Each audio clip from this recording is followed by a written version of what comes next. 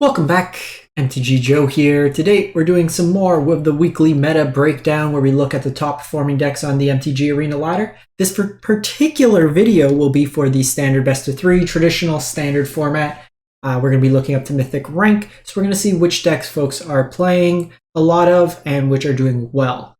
I will preface by saying I personally cannot wait till Eldraine's is coming.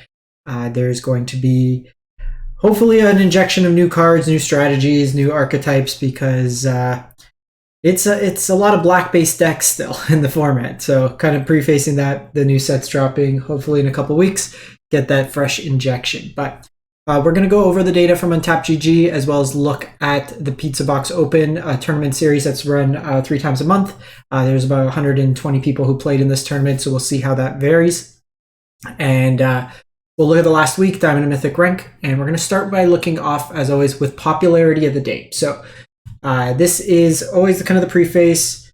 Just because a deck's popular doesn't mean it wins a lot. People play decks that they think are fun at times, or they're just like, people will always play blue-white control, whether it's good or not, because they're the blue-white control Gandalf mage. So that's always something to kind of keep in mind, but it does help you kind of approach the meta. If you're seeing a lot of a deck, you might want to account for it in the way you kind of build your sideboard or approach certain matchups. If you're looking for standard best of 1 and you're not really fond of sideboarding, the video went up yesterday, so you can check that out in the playlist. If you're looking for Historic Explorer, those will be up throughout the rest of the week. So starting off, in terms of popularity of the day, again, don't worry about the month range. It's just the day that we're looking at. Dimir Midrange, by far the most popular deck right now, 16.6%. The next closest deck is the Esper Control decks that have been going around, followed by Mono Black. So black-based decks taking spots 1, 2, 3 in order, both double digits. The next most played deck is the 5-color domain deck, the Atraxa Ramp deck. So these are the green-white decks that are splashing for Itali or Atraxa, stuff of that nature. We have Mono Red bringing up just under 5%. Some Azorius Control, Esper Midrange, which is usually either kind of a take on like the Dimir Midrange black-based removal deck, or the Esper Legends decks kind of get bundled in there. And then Orzhov Midrange, which is the mono white splash black decks that kind of get played in that regard. In terms of looking at just kind of the distribution of the decks, kind of trends and stuff that's happening, we see the Dimir Midrange deck having one of the biggest jumps in the month of July. We're pretty much done July now, so we can see it came out of nowhere at the beginning of the month and then suddenly shot up to over 20%. It's been progressively falling, but this week we're starting to see it recoup in that regard. Similarly, if we look, the Esper decks had a similar trajectory, not as significant, a couple percentage points behind. It's kind of modeled the same kind of curve, but where the Dimir deck has been recently increasing, the Esper Control deck has been decreasing. And then if we're looking at the Mono Black Control deck, we've seen it in the more recent weeks pick up. And this is, I think part of this too is people just saw Invoke was banned and they naturally put it on the shelf and tried out other things, but then kind of came back to it in that regard. But we're seeing it kind of taper off. The 5-color domain deck has seen a slight increase over the last couple of weeks. Mono Red's been pretty static, and the Orzhov decks kind of peaked at about 5%, but have been trending downward as well. So if we're going to just look at the stats, so Diamond and Mythic rank, July 24th through to the 31st, 13,000 games of best of 3 Magic were played. And we'll start things off with Mono Black Control, highest win rate deck at 64.8, so 65%. And this is kind of a shift that we've seen from past weeks where we've had Gix's Command, the full 4 of Phyrexian Flush Gorgers. This version is mainboarding 2 copies of Phyrexian Arena, trimmed down a Liliana. It's playing some copies of Edict in the main board. So trimming on a copy of Go for the Throat. The Edict can hit the Planeswalkers that are typically the win conditions of the Esper decks. Whereas like Go for the Throats, cut downs are largely not as impactful. You can hit like Wandering Emperor tokens, but there's not much in that regard. Also seeing the addition of 2 main board Duress to deal with all the non-creature spell decks. And then we're seeing a copy of Sorin as well recently be added to give you more of that grind element. We're seeing we've seen past weeks Phyrexian Flesh Gorger be a 4-of, and that's kind of trimmed. So Flesh Gorger is more of an anti-aggro card. Doesn't seem like aggro really exists in this format or any kind of really creature like pressure decks, with Sheoldred being that kind of wall that stops a lot of it. Full 4 Mishra's Foundries in the mana base. Sideboard, you got a Disfigure for your early aggressive decks. So just another kind of cheap removal spell for 1 mana. More Duress for anti-hand hate. Anoint the Affliction. So this is actually pretty solid in the mirror or anything with recursive creatures because of the exile condition. You're not really corrupting your opponent, so it's really just a 2 mana exile creature 3 CMC or less. Just an assortment of other removal spells. Parasitic Grasp, Go for the Throat. We have Pilfer, 2 mana. You choose a non-land card from opponent's hand, and they discard it. So just basically Thoughtseize without the damage for an additional mana. You have your Sheoldred's Edict, which go out to Planeswalkers, more Arenas and Sorens for the grindier matchups. And if you do run into the lone aggro player on the ladder, Flesh Gorger is also very good in that matchup. So from the mono black deck to Dimir. So really it's only a percentage point difference, with Dimir coming in second place at 64%. Very similar shell. These decks are largely the same in essence. They're black-based decks. But the Dimir version's a little bit more tempo-oriented as opposed to control. So you still have your cut downs, Go for the Throats, Evolve Sleeper, Underdog, some copies of the Edict, Liliana, Trespasser, Sheoldred, but you're backing that up with cheap counterspells. Make Disappear, Urtai can be counterspell or kind of a kill spell. You have Misery Shadow as a way to kind of pump, use your extra mana. Could have a large creature, Kaido as a way to draw cards. There's been a couple of variations of the Dimir deck. We've had the Birds version that plays like Aven, the Dimir Aven card that when it dies, you draw a card, and if you have 5 or more CMC types in your library or your graveyard, it's a 3/3. Seen stuff like that. We've seen the 2 mana Flash Fairy in here as well, but this version is just pretty much mono black with counterspell backup. And then we're seeing a lot of those similar cards that we saw in the mono black deck in terms of cut down, hand hate, and duress. But this version is also bringing counter spells. So against the control matchup, you can deal with some of their bigger threats with the counter. Similarly, against the Atraxa decks or any of like the Breach decks or anything of that nature, you have counter spells to deal with that. In the grindy matchups, you have Razor Slash to come back from the graveyard. Another target that's actually really good to hit with the Anoint with Affliction, since it will exile in that regard.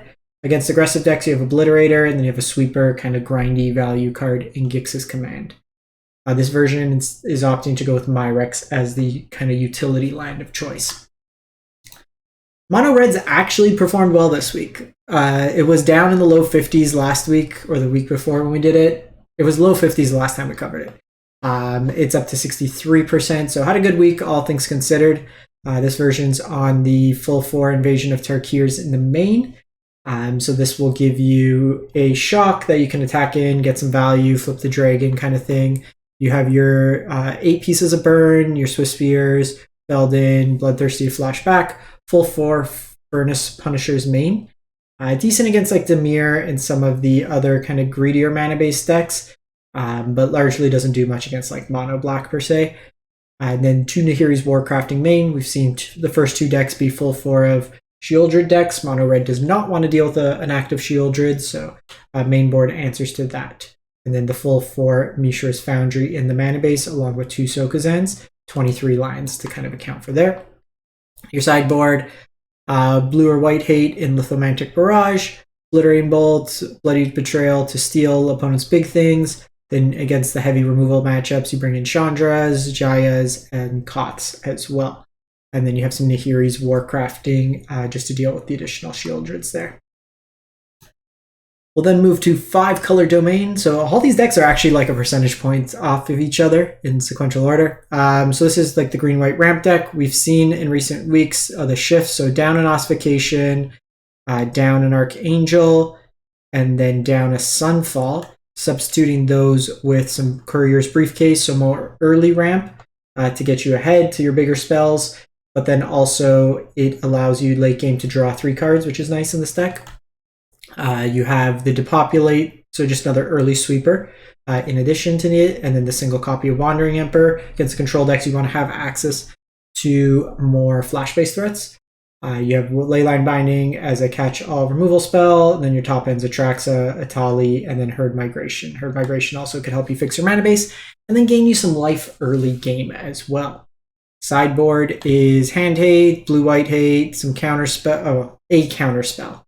Ossification, the 4th copy there when you need it. Against early aggressive decks, you have Sunset Revelry, Chrome Host Seed Shark. If folks are not taking out removal against you or kind of changing, it allows you to be more threat dense.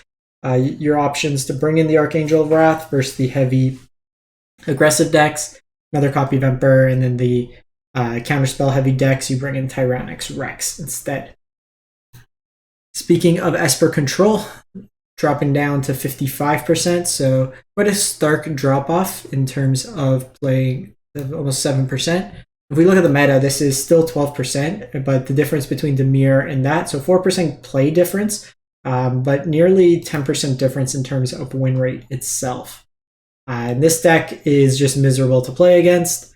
Even if you're winning, it's not fun, I find. But this is just, everything just says kill, counter, or draw for the most part. It's very limited in terms of its win conditions. You're either winning with the Wandering Emperor, Sunfall token, or the copies of Myrex. It's going to drag the games out fairly long and just try to attrition you out of the matchup. What they did add in recently is just more threats in the sideboard, both Chrome Host and Shieldred, to kind of pick up the clock.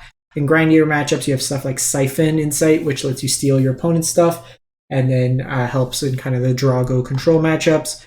Early aggressive threats, you have Temporary Lockdown and Sunset Revelry, then some counterspells and Duress for kind of the control matchups as well. Jumping over to Pizzabox Open. So these are free-to-play tournaments hosted 3 times a month. I do commentary sometimes for them.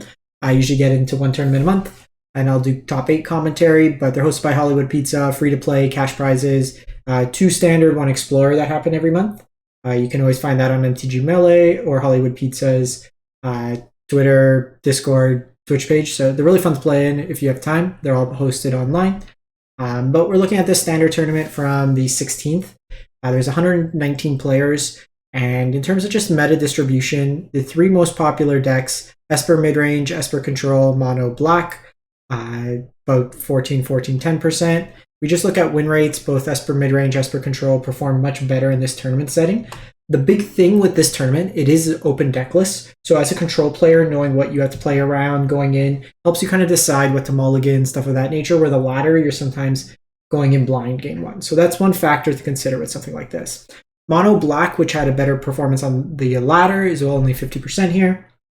Azorius Control also performed pretty well, in part because of one player who finished number 1, went full clean in the Swiss rounds. The Orzhov Midrange list went fairly well as well at 59%.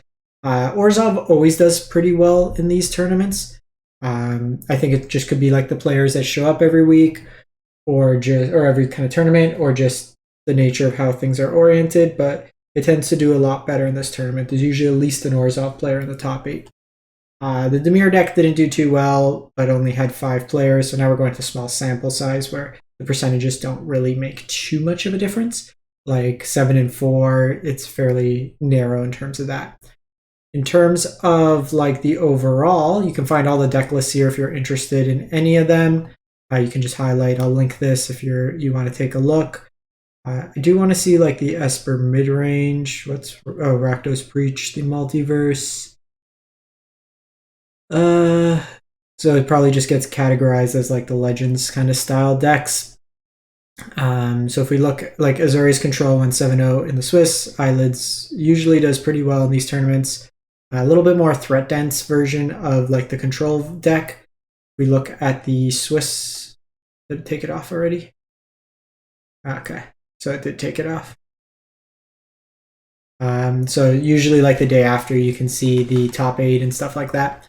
But you can take a look. All the decks will be here if you want to see whichever one in particular. You can break it down and see what lists are interesting there to you. But there's like a Bank Toxic deck that you don't see too much. Kind of like a more protection spell version of the Toxic decks. You have Selesnya Enchantments that did fairly decent here. This one is like the aggressively based version with some Hallowed Hauntings for more grind value. So there's a variety of different decks you can kind of take a look. But I'm going to wrap this up for the week. Let me know what you think, what you've been playing, and couple more weeks, folks. Couple more weeks, we'll get some new cards. In any case, thanks for watching, everyone. Hope you have a good one, and stay safe out there.